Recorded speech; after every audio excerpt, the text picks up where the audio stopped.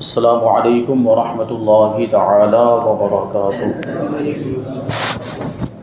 نحمده ونصلي ونسلم على رسوله الكريم اما بعد فاعوذ باللہ من الشیطان الرجیم بسم اللہ الرحمن الرحیم ان اللہ وملائکته یصلون علی النبی یا ایھا الذین آمنوا صلوا علیہ وسلموا تسلیما۔ اللهم صل على سيدنا ومولانا محمد معدن الجود والكرم وآله الكرام وابنه الكريم وبارك وسلم صلاة وسلاما عليك يا رسول الله صلى الله تعالى عليك وسلم۔ حدیث نمبر 7، مشتبہ چیزوں سے بچنے کے بارے میں، شبہ والی چیزوں سے بچنے کے بارے میں۔ عن عامر قال سمعت النعمان بن بشیر یقول سمعت رسول اللہ صلی اللہ علیہ وسلم یقول الحلال بین والحرام بین وبینہما مشتبہات لا یعلمها کثیر من الناس فمن اتقى المشبہات استبرأ لدینہ وعرضہ ومن وقع في الشبهات كراع يرعي حول الحمى يوشك أن يواقعه ألا وإن لكل ملك حمى ألا إن حمى الله في أرضه محارمه ألا وإن في الجسد مضغة إذا صلحت صلح الجسد كله وإذا فسدت فسد الجسد كله ألا وهي القلب۔ یہ حدیث پاک بخاری شریف کے حوالے سے یہاں پر نقل کی۔ بخاری شریف جلد اول باب فضل من استبرأ لدینہ۔ حضرت عامر شعبی رضی اللہ تعالیٰ عنہ سے روایت، انہوں نے کہا کہ میں نے حضرت نعمان بن بشیر رضی اللہ تعالیٰ عنہ سے سنا، وہ کہتے ہیں کہ میں نے رسول اللہ صلی اللہ علیہ وسلم کو یہ فرماتے ہوئے سنا کہ حلال ظاہر ہے اور حرام ظاہر ہے، یعنی حلال بیان کر دیا گیا ہے اور حرام بھی بیان کر دیا گیا۔ قرآن و حدیث میں حلال و حرام کو بیان کر دیا گیا، اور ان دونوں کے درمیان کچھ مشتبہ چیزیں ہیں، یعنی شبہ والی چیزیں ہیں، یعنی ان کے بارے میں کنفرم یقین کے ساتھ یہ نہیں معلوم کہ یہ حلال ہے یا حرام ہے۔ وہ حرام میں سے بھی ہو سکتی ہے، حلال میں سے بھی ہو سکتی ہے، جن کو بہت سے لوگ نہیں جانتے۔ تو جو کوئی شبہ کی چیزوں سے بچ گیا اس نے اپنے دین اور اپنی آبرو کو بچا لیا، اور جو کوئی شبہ کی چیزوں میں پڑ گیا تو اس کی مثال اس چرواہے کی طرح ہے جو بادشاہ کی محفوظ چراگاہ کے آس پاس اپنے جانوروں کو چرائے۔ تو ہو سکتا ہے کہ وہ جانور شاہی چراگاہ میں داخل ہو جائیں۔ مطلب کیا ہے کہ شاہی چراگاہ، بادشاہ کی جو چراگاہ ہوتی ہے اس میں دوسروں کو جانور چرانے کی اجازت نہیں ہوتی، وہاں بادشاہ کے ہی جانور چر سکتے ہیں۔ تو اگر کوئی شخص اپنے جانوروں کو بادشاہ کی چراگاہ کے قریب لے کر جائے تو جانور کو کیا پتہ چلتا ہے کہ یہ کس کی چراگاہ ہے، کہاں جانا ہے کہاں نہیں جانا، کون سا چارہ کھانا ہے کون سا چارہ نہیں کھانا ہے۔ تو یہ جانوروں کو قریب لے کر جائے گا، اس کے قریب لے جانے کی وجہ سے ہو سکتا ہے کہ اس کے جانور بادشاہ کی چراگاہ میں داخل ہو جائیں اور یہ بادشاہ کے عتاب کا شکار ہو جائے، بادشاہ کی طرف سے پھر اس کو سزا ملے، وہ پھر تکلیف میں آ جائے۔ تو اسی طریقے سے حرام چیزوں کے قریب بھی نہیں جانا چاہیے۔ شبہ والی چیزوں میں بھی اگر کوئی پڑتا ہے تو شبہ والی چیزوں میں پڑنے کی وجہ سے پھر وہ حرام میں بھی مبتلا ہو سکتا ہے، حرام کام میں مبتلا ہوگا تو پھر بہت بڑا گنہگار ہو جائے گا۔ سن لو، ہر بادشاہ کی ایک حما ہے، یعنی محفوظ چراگاہ ہوتی ہے، اور اللہ کی حما اس کی زمین میں وہ چیزیں ہیں جن کو اس نے حرام ٹھہرایا ہے۔ خبردار، بدن میں ایک گوشت کی بوٹی ایسی ہے کہ اگر وہ درست ہے تو سارا بدن درست ہے، اور اگر وہ فاسد ہو گئی یعنی وہ بوٹی بگڑ گئی تو پھر سارا بدن بگڑ گیا۔ سن لو، وہ بوٹی دل ہے، یعنی دل سدھر جاتا ہے تو پورا جسم پورا بدن سدھر جاتا ہے، اور دل اگر بگڑ جاتا ہے تو پھر پورا بدن بھی بگڑ جاتا ہے۔ اس کا سیدھا مطلب ہے کہ برے خیالات یا اچھے خیالات یہ دل میں آتے ہیں، اگر دل میں اچھے خیالات ہیں تو وہ دل پورے جسم کو اچھا کام کرنے کا حکم دیتا ہے، آرڈر دیتا ہے، پھر پورا جسم جو ہے وہ اچھا کام کرنے میں لگ جاتا ہے، جسم کے سارے اعضاء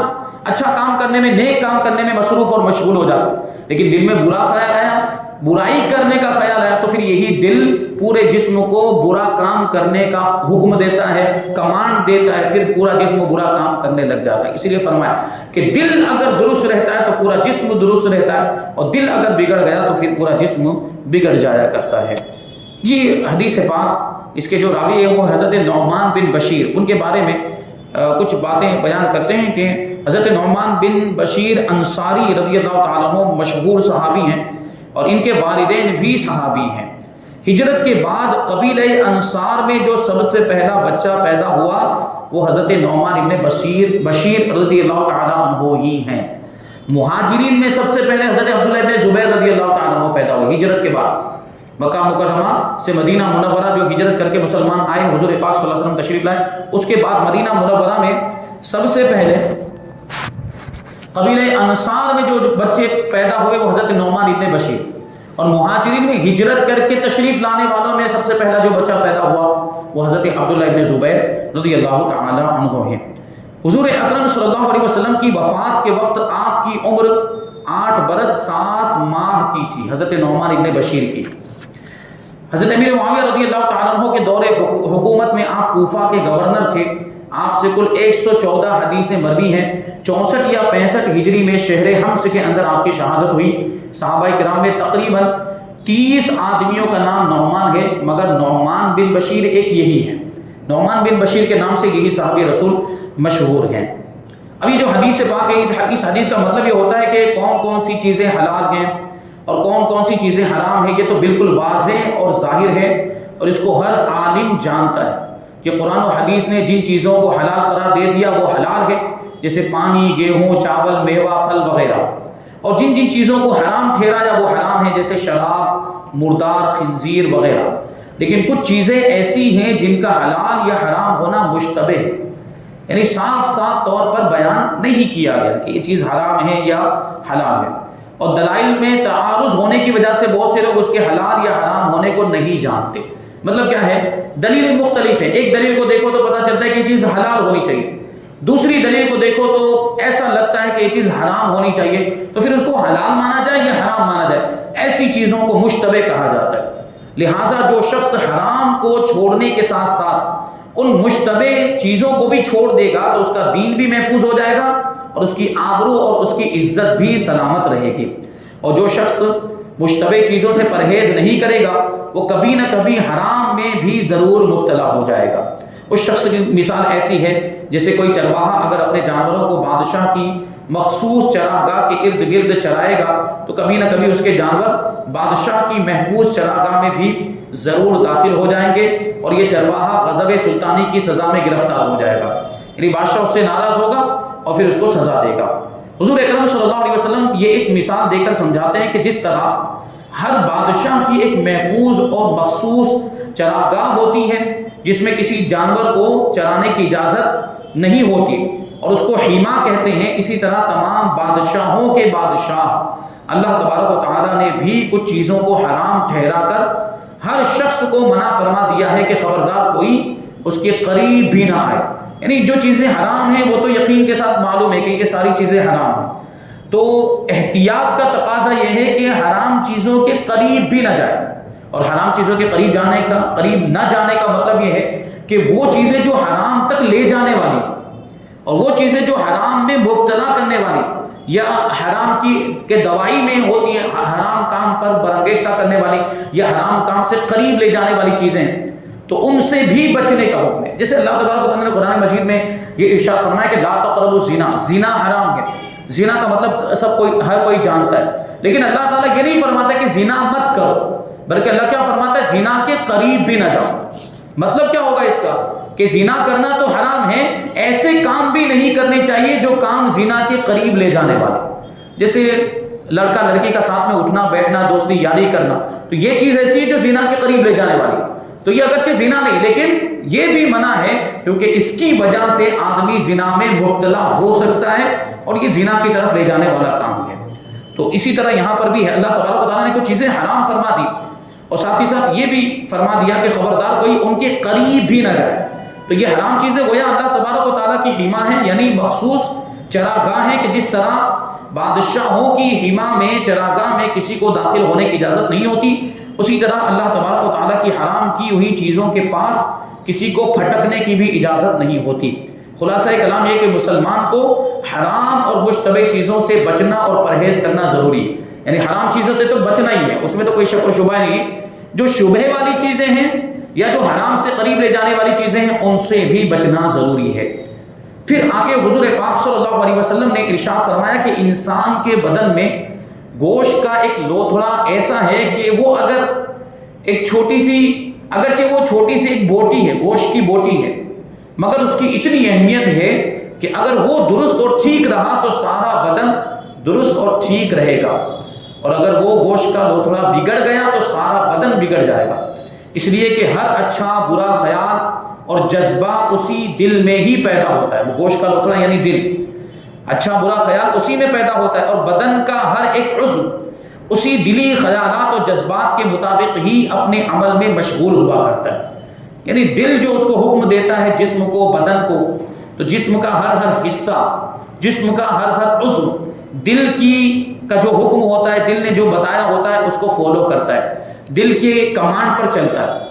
تو دل گویا تمام اعضائے بدن کا حاکم بلکہ بادشاہ ہے،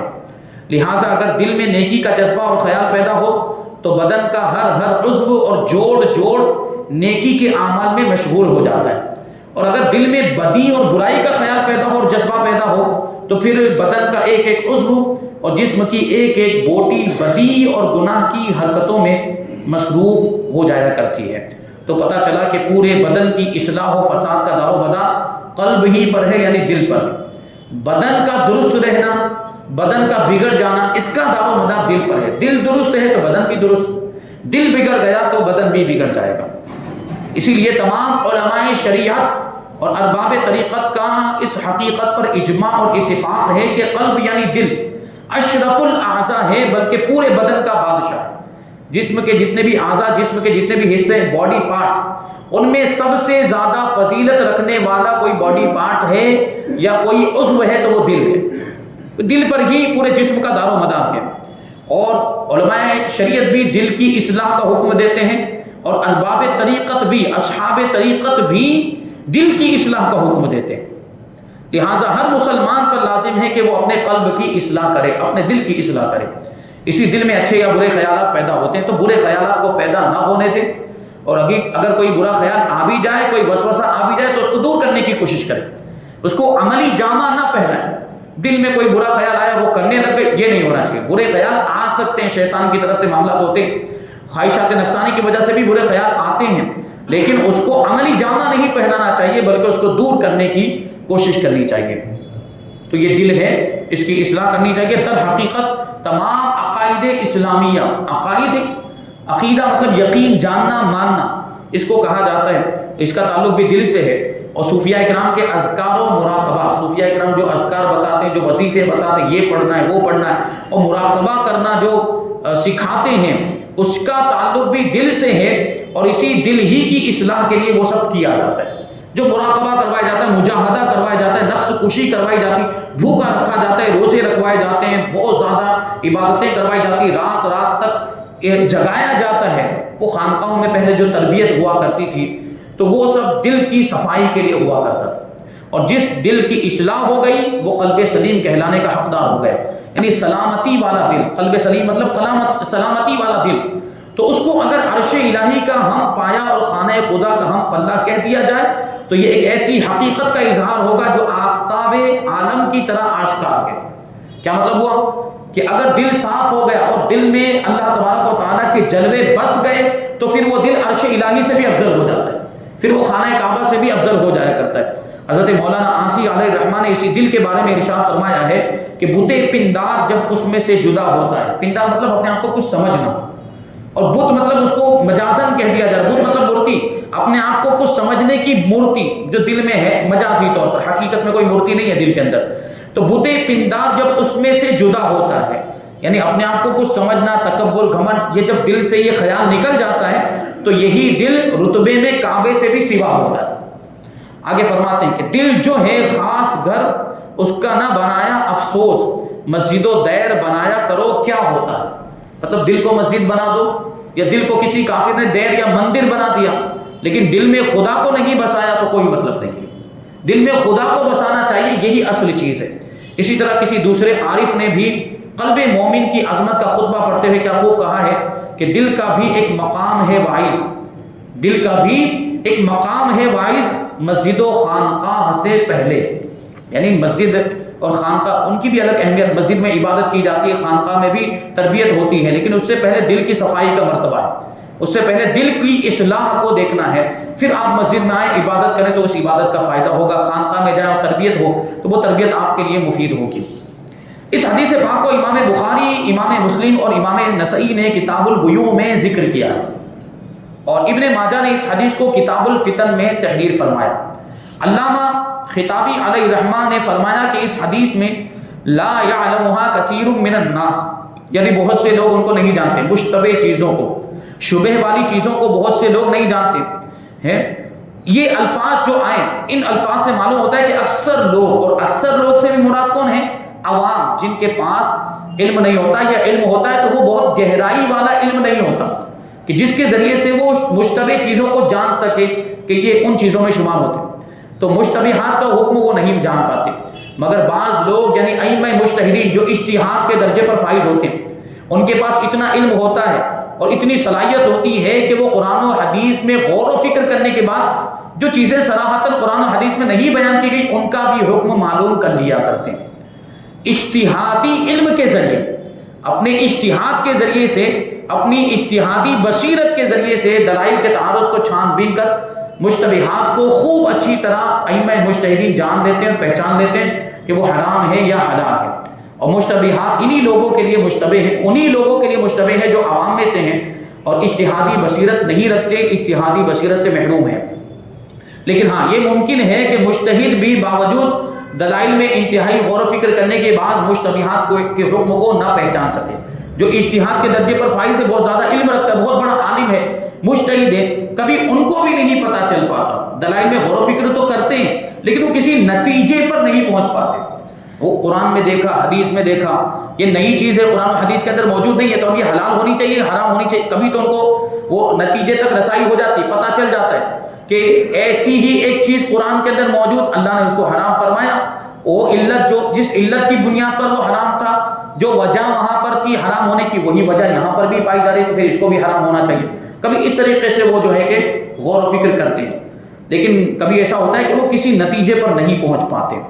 چنانچہ مشہور ہے کہ کھجور کی نبیذ کے بارے میں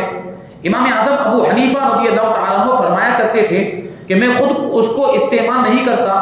لیکن میں اس کے حرام ہونے کا فتویٰ بھی نہیں دے سکتا۔ کھجور کی نبیذ کا مطلب کیا ہوا کہ کھجور کو بھگا کر، پانی میں بھگا کر رکھ دیا جائے تو کیا ہوتا ہے کہ اگر زیادہ ٹائم تک اس کو آپ بھگا کر رکھیں گے تو کھجور کی مٹھاس پانی میں آ جائے گی، وہ شربت کی طرح بن جاتا ہے۔ اگر نارمل صرف مٹھاس ہی اس کے اندر آئی ہے تو آپ اس کو استعمال کر سکتے ہیں، کوئی حرج نہیں، لیکن کبھی ایسا ہوتا ہے کہ اور زیادہ اگر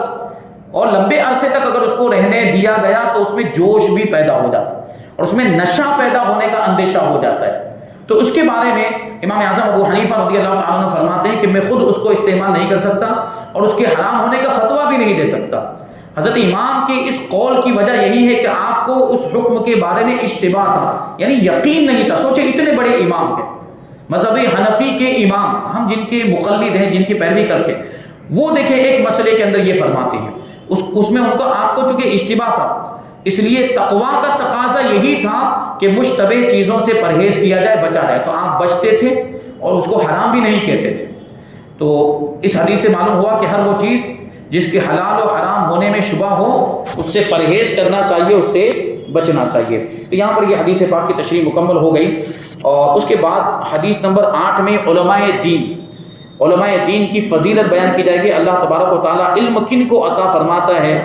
اور اس حدیث کے راوی کون ہیں اور اس حدیث کے راوی کی کچھ تفصیل انشاءاللہ تبارک و تعالیٰ ہم آئندہ درس میں شامل کریں گے۔ اللہ تبارک و تعالیٰ کی بارگاہ میں دعا ہے کہ جو کچھ بھی بیان ہوا اس پر ہم سب کو عمل کرنے کی توفیق عطا فرمائے۔ حضور پاک صلی اللہ علیہ وسلم کے ارشادات، آپ کی سنتوں پر، آپ کی شریعت پر ہم سب کو عمل کرنے کی توفیق عطا فرمائے۔ وما علینا الا البلاغ۔